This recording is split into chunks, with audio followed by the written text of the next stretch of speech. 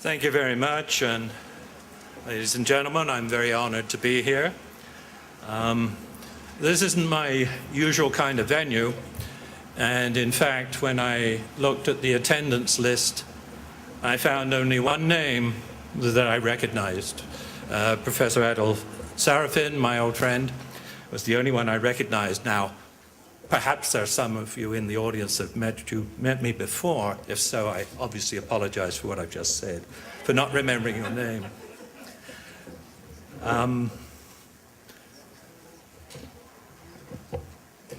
This is the outline of the presentation, the stuff I'm going to go over.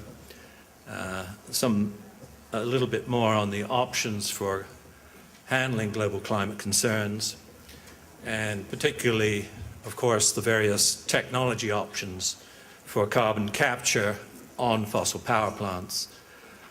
Talk a bit about the program that the institute that I represent, EPRI, Electric Power Research Institute, has underway in this regard, trying to put together a number of carbon capture and sequestration demonstration projects at a large size. And then a little bit more about each of these three technologies: post-combustion, capture, Oxy Fuel, and gasification combined cycle. And then finally talking about the very drastic changes in capital costs that we've been seeing and what some of those implications might be. This is a hell of a time to be trying to decide what to do with what kind of power plant you're going to build. There is so much uncertainty with regard to CO2 emissions regulations. I think almost all of the leaders of the industry do see that coming and are trying to position themselves one way or another. However, it is so difficult because no one knows quite what the regulations are going to be, not only just in the US, but also, for instance, in the EU. The EU itself has just issued some proposals for what the rules would be in the post-Kyoto period of 2012. And they are suggesting that all emissions allowances be auctioned. And in fact, although it's not quite called the cap, there's a phrase in there which seems to imply a top cost of 100 euros a ton of CO2, which I'm sure I don't have to remind too many of you means $154 CO2 if you've had a European vacation in the last year or so. And that'll come up again when I start talking about the economics. And of course, there is this plethora of proposed legislation from various, it always seems to go in twos, actually, except for Senator Bingaman, putting forward various proposals, and I'll have a few words to say about that, because in all of those cases, it's obviously very important that carbon capture and sequestration be part of that solution. Otherwise, none of them seem to be able to quite know how they'll do it. Then we have the regional initiatives, and whether, of course, we're going to be subject to fundamentally federal legislation or state legislation is still very much up in the air. The Western Regional Climate Action, the East Coast and Powering the Plains. And then, of course, in California, where the Decarbonators Executive Order greenhouse gas targets 2010 cut to 2000 by 11%, and eventually a very ambitious goal of 80% below in 2050, below the 1990 levels. In fact, most of the sort of legislation seems to focus on a degree of reduction by that year, 2050, and several of the other speakers have referred to that. The California rule, though, which particularly we've been looking at, is, of course, the fact that he's saying that they don't want baseload power anything more than 1,100 pounds per megawatt hour, which conveniently translates to 500 kilograms per megawatt hour. But California currently gets about 20% of its power from out-of-state coal plants, and they would represent something north of 2,000 pounds a megawatt hour. I think a new coal plant would probably be 1,800 pounds a megawatt hour, And a new natural gas combined cycle may be 850. And that seems to have been one of the sort of reasons for them picking this sort of number. And Oregon and Washington have enacted this similar legislation with this same 1,100 pounds rule. But one of the big issues, though, as they look at the possibility of continuing to use coal, is just who is going to take the responsibility for the CO2 injection into the deep saline aquifers. So the power company has these options, CO2 free, of course, wind, sun, nuclear. We have higher efficiency CO2 emitting ones, the PC plants, fuel cells, IGCC, natural gas. We have the other non-generation options, energy efficiency, and so forth, and of course, the one which I'm mostly going to focus the talk on, carbon capture and sequestration. And these have been talked about many times. Rob Socolow coined the phrase of wedges, and we've been through this litany, I think, many of the previous speakers. Conservation, yes, but what about the rest of the world? Renewables, but not enough. Nuclear, which Vic spoke about very eloquently. Adaptation, which has been mentioned, discussed. Switch from coal to natural gas, and that's probably what's going to happen in the short term. But of course, as you all know, those people who have the natural gas are not naturally inclined to to the friendliest of attitudes towards the US. And then carbon capture and sequestration. But of course, if you look at where the coal plants are and where the sinks for CO2 are, there's not necessarily a one-for-one correlation. And of course, I don't think you want to put CO2 into the ground which was seismically active. So there is this big issue for the whole topic of capture and sequestration. I just wanted to put it in context for the scale we're talking about here. US coal plants emit 2 billion tons a year of CO2, and if we were to capture half of that, I used to work in the oil industry, so I tend to think in terms of barrels a day. So a billion metric tons a year is about 25 million barrels a day of supercritical CO2. Again, putting in context, we currently move 30 million tons a year of CO2 around in the US in that state. So there is a precedent for it, but 30 million is not a billion. And putting it another way, you need to build and replace 8 gigawatts of coal with carbon capture and sequestration every year and maintain them for about 50 years. This is a comparison of the various legislative proposals. You can see that the US, this is just US, about just over 6 billion tons of CO2 a year. And you can see the trajectory planned by these various legislative initiatives. And I guess I've shown the blue band there, I think, which is Lieberman Warner, because that seems to be the legislation which is getting quite a lot of attention from all kinds of people. And in that regard, you can see that the planned reduction should start fairly quickly. And this brings into question, is the technology there to supply it? And if not, what are the implications? And Charles Rivers Associates have conducted an analysis of the proposed Lieberman-Warner bill for the Edison Institute. And while I don't agree with quite all of their assumptions, I think it's important to look at what they read into this bill, because certainly the implications, if correct, are drastic.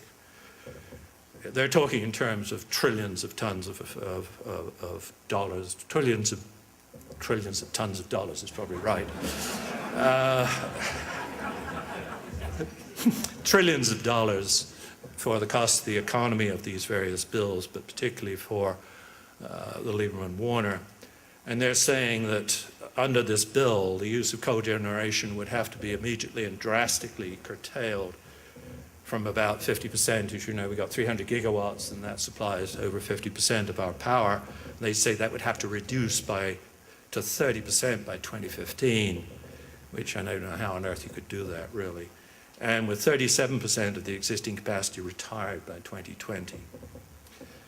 And of course, that would mean huge amounts of natural gas, because I think in our energy usage, we use about 20 quads of coal, about 20 quads of natural gas. So you can see what that's going to mean for natural gas and natural gas prices.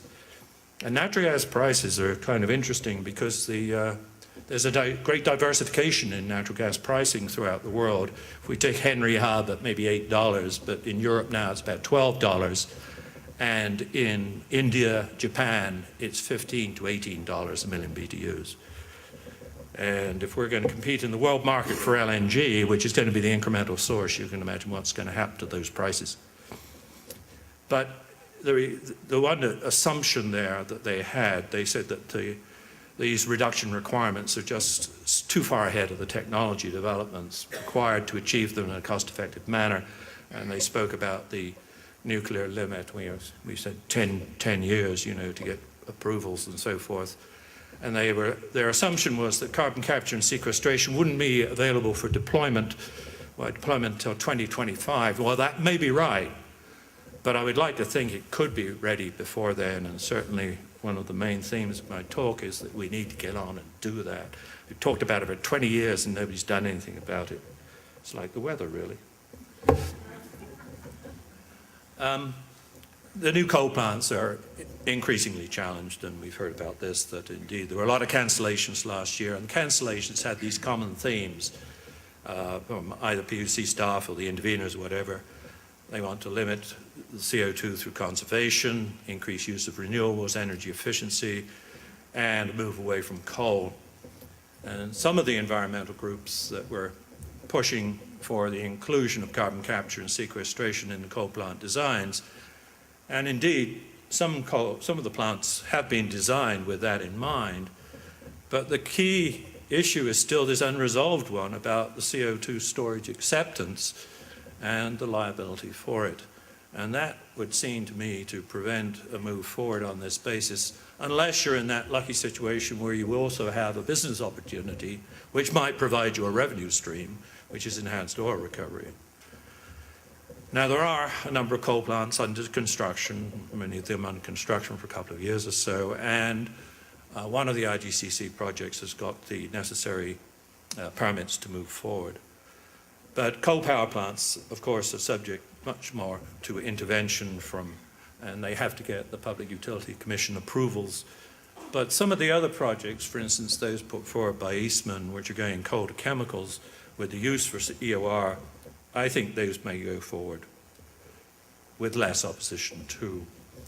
But taking off on the kinds of things I just listed in the previous slide about the objections to coal plants, this has been taken up by the investment banks, and they actually have come up with what they call some carbon principles.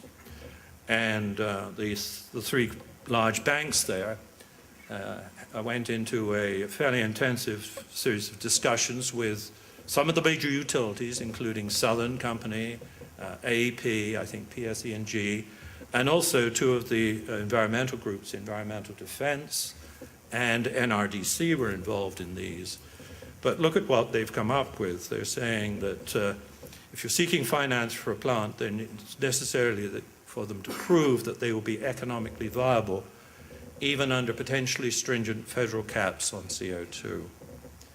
And they've got to look at energy efficiency options, renewables, etc. And they've got to assess whether there's nearby geology which would allow sequestration. But the last two on this list I find still rather tricky, because I'm not quite sure how you do this in the absence of some legislation. So you're supposed to use conservative assumptions about how many emission allowances you might get under a greenhouse cap. and also to ensure that the plant would be allowed to charge rates which would enable them to cover the cost of buying emission allowances. Those last two items seem to me to be really asking a lot for your forward crystal ball capabilities. Turning now to the technologies a bit about capture and sequestration, capture particularly, is my focus of my speech. And of course, it's really important that we get on with trying to develop post-combustion CO2 capture. Here, it's very necessary to have a fairly clean gas, and the technology here is basically absorption in a sorbent, regeneration of the sorbent, and the CO2 is then compressed and would go to via pipeline to sequestration. Oxy fuel combustion, potentially both of these, post-combustion capture and oxy fuel combustion potentially might apply to existing coal plants. In the case of oxy fuel combustion, the coal is combusted with oxygen and recycled flue gas, so that you end up with a fairly concentrated stream of CO2, which after cleanup would also go to sequestration. The other technology is gasification combined cycle, where you conduct a shift reaction under pressure, and that moves the syngas from CO into CO2 and hydrogen. You remove the CO2 and then you're essentially burning hydrogen in the power block. And I'll talk about those technologies all in a little bit more detail. And they're not all at the same scale of development here. And this is just a reminder, of course, of the inexorable sort of history of technology developments, the enthusiasm of the early years, the gradual increase in prices as you slowly get to know more about it, peaking probably at demonstration projects, and then slowly, through deployment, hopefully, reduction in prices. One of the things which is kind of a no regrets policy is anything you can do to increase the efficiency means, of course, that you're going to reduce the CO2. And so a couple of percentage points actually means you get 5% less CO2. And so whatever the technology, the coal technology you're going to deploy, it'd be nice if you could go for as high efficiency as possible.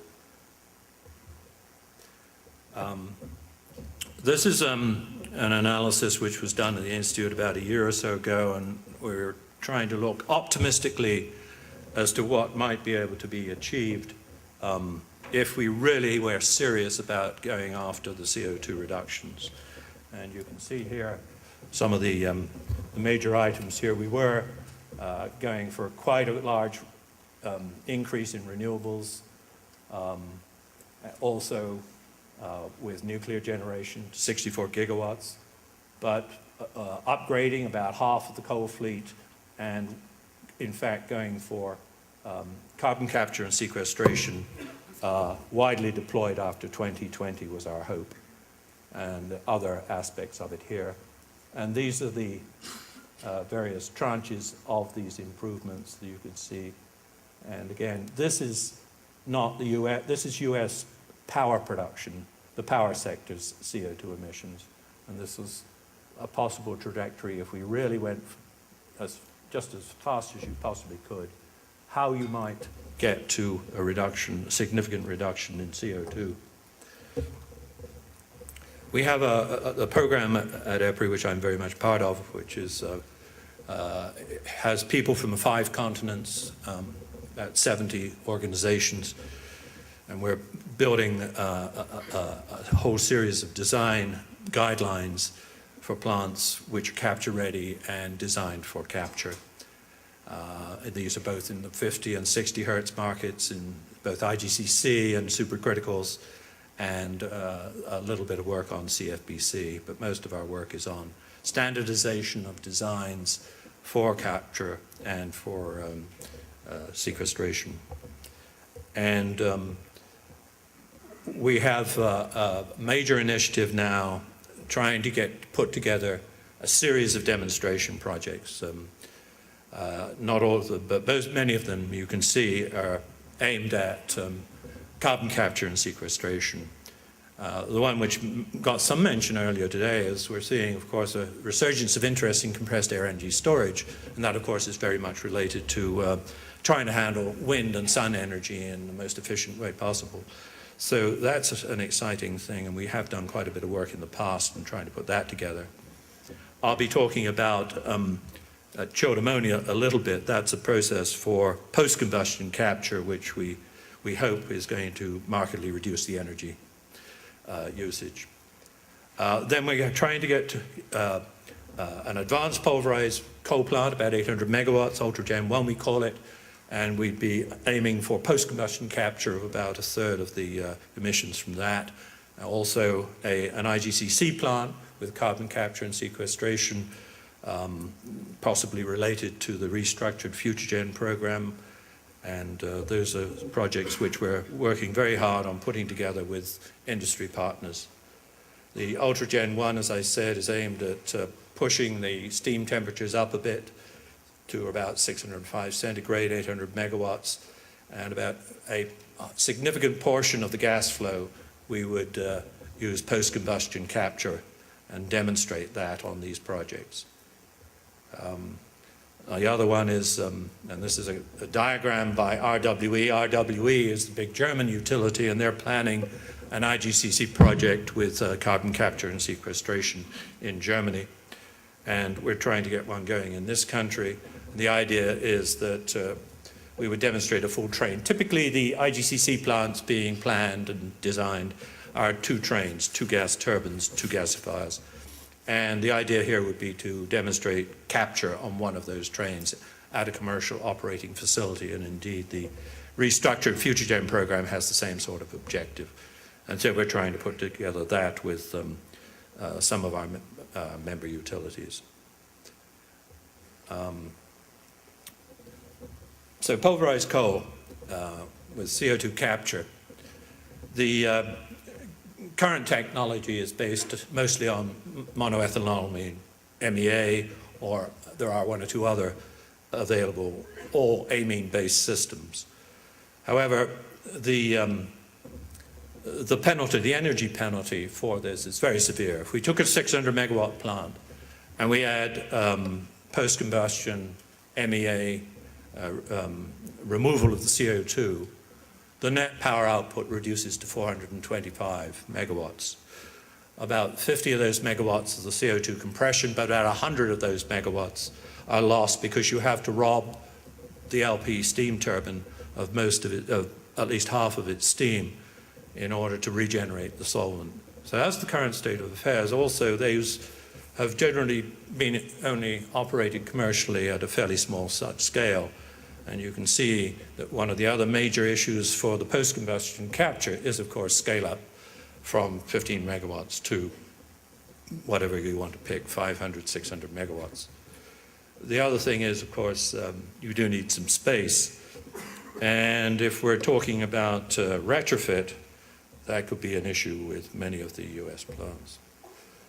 I think one of the, as I've mentioned, the first thing, of course, the scale and the scale up you need for this technology. The other thing is that about 2 or 3 years ago, my colleague Dick Rudy and I were able to get a little bit of money to investigate something we thought was interesting, which was chilled ammonia. And what excited us about that possibility was that you can regenerate that under pressure. If you regenerate it under pressure, we'd markedly reduce the CO2 compression costs. And so we did a little bit of work on that, some experimental work, and a pilot plant is being built. And a number of people got very excited about this. AEP is planning to scale it up at Mountaineer, and then even further at another site. And indeed, Statoil and Aon in Europe have got interested in it and are planning pilots on it. But there are many other projects in development.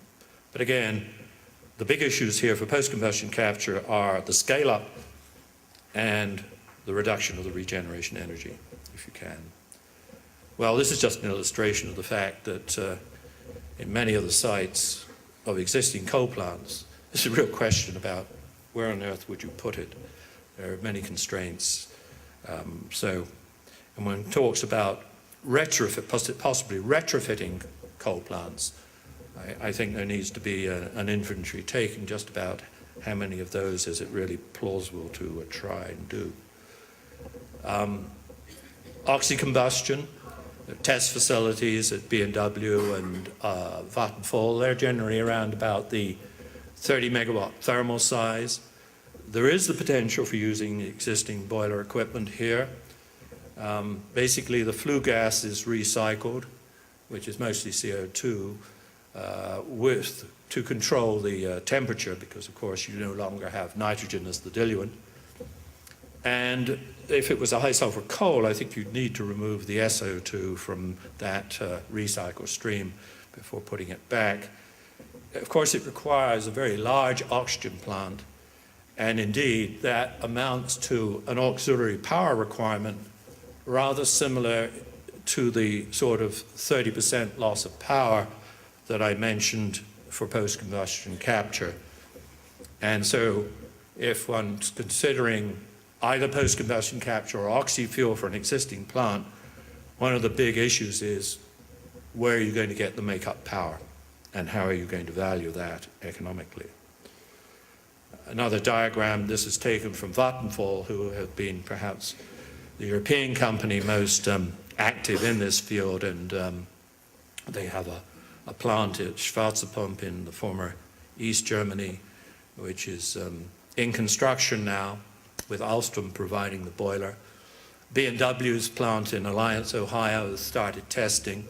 Sask Power in Canada got very excited about it, but they got a bit frightened by the costs they saw, so they've delayed that project, but they're continuing to try and review the design to try and bring the costs down. And AEP, again, has shown interest in this technology as well and is conducting a retrofit feasibility study with B&W. And then there's some activities in Australia with CS Energy, another small boiler about the same size.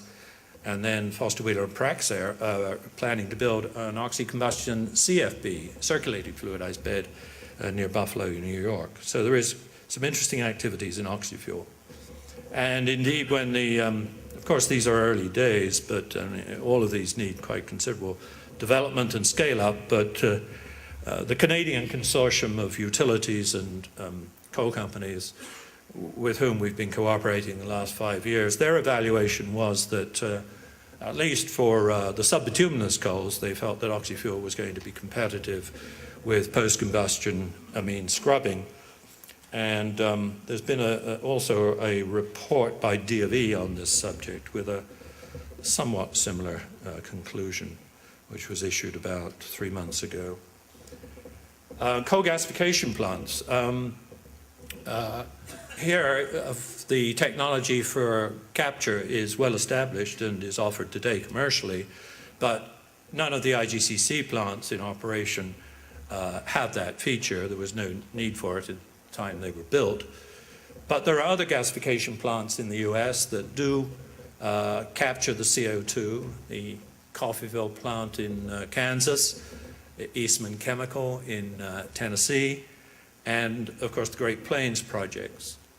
And the Great Plains project does recover the CO2, that's Dakota Gasification, and that's about 2.7 million tons a year, and they, of course, they transport that 200 or 300 miles to the Saskatchewan heavy oil fields for enhanced oil recovery at Weyburn. And of course in China there's probably 60 or so large gasification facilities operating on a variety of technologies, making ammonia or methanol, and in those cases you have to separate CO2. In some cases that's used for making urea, but in most cases it's just vented, but it is separated and captured.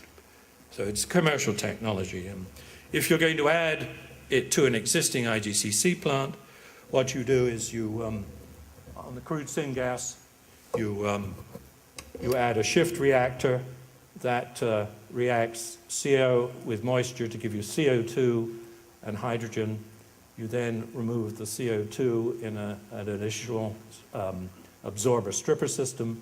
At that time, you essentially have hydrogen, which is the fuel for the power block.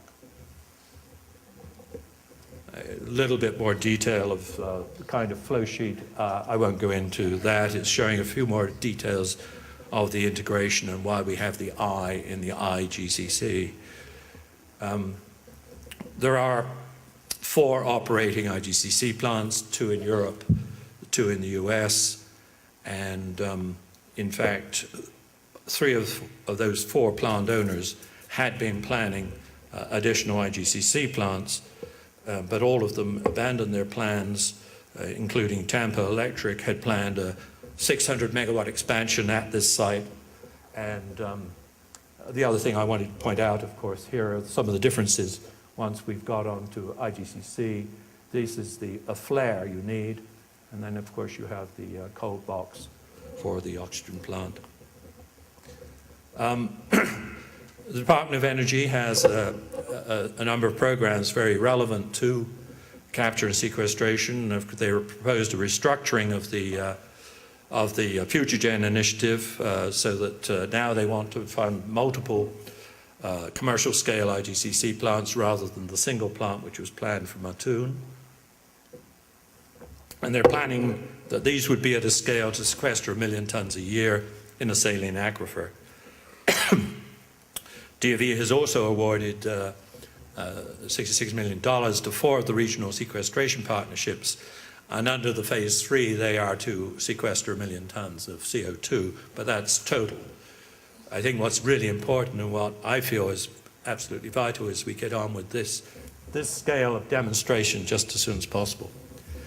And then they have issued another solicitation to try and get better technology development for existing pulverized coal plants.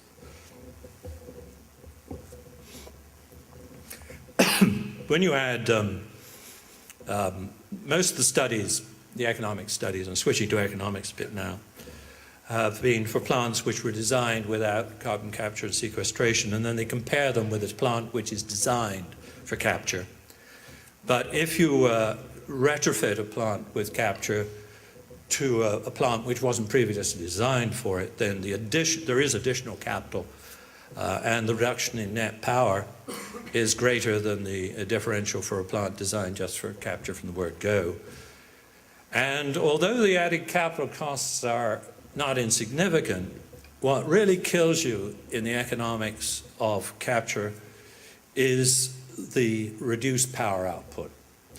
I mentioned how drastic it is in the case of post-combustion capture, as much as 30%, but for IGCC it can be 15% or more.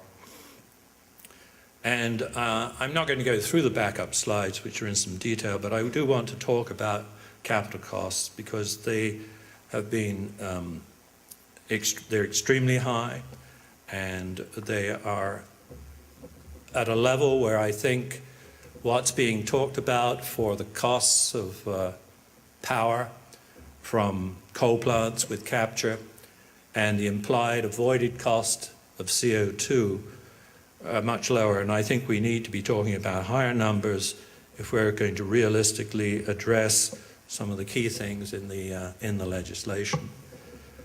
And we do our own economics, and DOE has done its economics, but what we're seeing in the marketplace are numbers which are much higher than our own, and there are some good reasons for this. One of the things is right now there's a huge build for adding FGD and NOx to existing power plants in the US. The plants are being built every week in China, India, everywhere else, and there's a huge demand for commodities and steel and everything. And at this point in time, the traditional way that power companies have asked for a bid from an engineering company is a lump sum turnkey bid. Well, that means you're going to say you're a kind of a not to exceed number, and no engineering company is really going to do that these days. So everybody's looking at some kind of alternative risk-sharing approaches. Because if you're looking at huge increases year to year, and how do you project that and these costs. And of course, we always assume an idealized site where we got all the water and the transmission capability and rail access, and that's not a real thing. In most cases, you need extra infrastructure investments. And I think, frankly, the way we did the economics 18 months ago, we're now seeing costs for the transportation and storage and monitoring higher than the $10 a metric ton that we used. And this is a rather interesting thing, a recent one. I looked at all these capital cost indices, and this one seems to more relate to what the reality we're seeing elsewhere. And this PCCC index tracks the cost of the whole of new power plants, coal, gas, wind, nuclear, but they've also separated them out. And this is what we've seen. And an awful lot of the studies we did in detail were in this time period. And you can just see what's happened. But this is what's interesting to me, is that this is about the index for the cost increase for coal, but this is the overall portfolio, and this is the portfolio without nuclear, and this is actually about the same as for coal. But what this implies, of course, is a huge increase in costs for nuclear, more so than with the other technologies. Now, we need to dig into this database and find out what's in it, how good it is. This is a very recent announcement, but it does seem to reflect the sort of thing which I've compiled here, which are the capital cost estimates submitted to public utility commissions for new coal plants. And I've arranged them by when they were submitted, the date when they submitted. And you can see we're looking at around about $3,000 a kilowatt for the reported capital here. One of the most interesting ones, and this is one of the most recent ones, this is a gigawatt plant where you'd get good economies of scale, you'd think. This is in Ohio, and it's up at 3.3 billion. The other one, which is really interesting, was Tenaska, an IPP. They got about 8 gigawatts, mostly, of natural gas combined cycle. But they're putting forward a coal plant, a PC, a supercritical coal plant with carbon capture and sequestration, selling the CO2 for EOR. $3 billion for 600 megawatts net, $5,000 a kilowatt.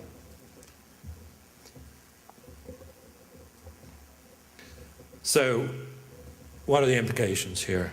One of the things is, unless the rules change, the old coal plants with their paid-off capital are just going to run. And you need a pretty high CO2 tax for their cost of electricity to be competitive with, for a new coal plant to be competitive with these existing coal plants. Also, of course, it means that natural gas combined cycle are going to be able to compete at much higher natural gas prices. But of course, that is probably what's going to happen in the short term, since it's so difficult for new coal plants to move forward. And there is this continued demand. And already, you really have to stand in line. You've probably got a very long wait if you want to order a new gas gas turbine. And in fact, I think the cost of electricity we're looking at with carbon capture and sequestration is going to be north of $100 a megawatt hour. And probably the avoided cost of CO2 is probably $60 or greater. In fact, anecdotally, I've been told that senior executives of major oil companies have been saying they believe it's $100 a metric ton. As I said, you know, the costs that I've given you, I think, are somewhat low because we've always used idealized sites. So my summary is that I do think that we need all of the above. We need renewables, and natural gas if we can, but you know that's going to get expensive. We need nuclear, and we need coal with sequestration. And CO2 capture is expensive, but we really need to get on with multiple demonstrations of capture and sequestration, preferably of an integrated kind, at a large scale, just as soon as possible. And as part of that, we really need to have resolution of this liability issue before even those can take place. Somebody's got to take that responsibility. It seems to me that's got to be the federal government. And my last point is we've got to get on with it. We've got China, 2.5 billion tons a year of coal. We use 1 billion. If we ever think we're going to have any effect, a plausible effect, on trying to get them to control, then the US has got to set the example, and we've got to get on and do those demos just as soon as possible. Thank you.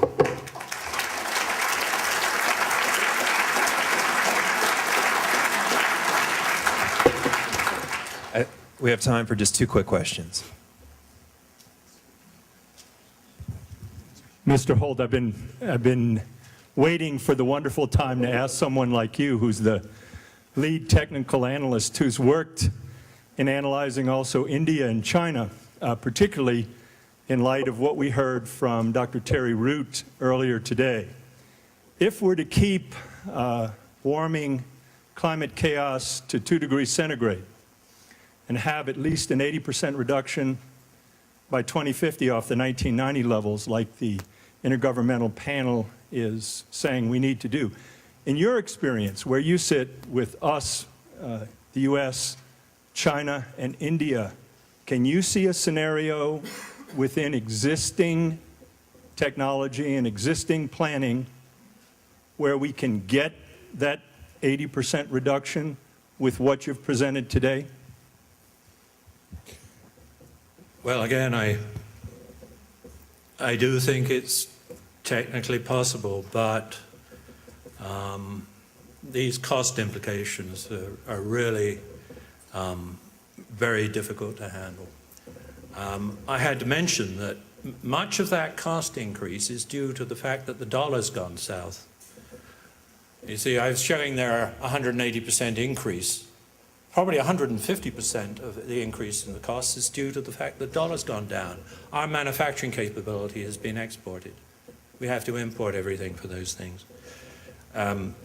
But you're talking about, you're asking a much deeper question with regard to the whole world by 2050.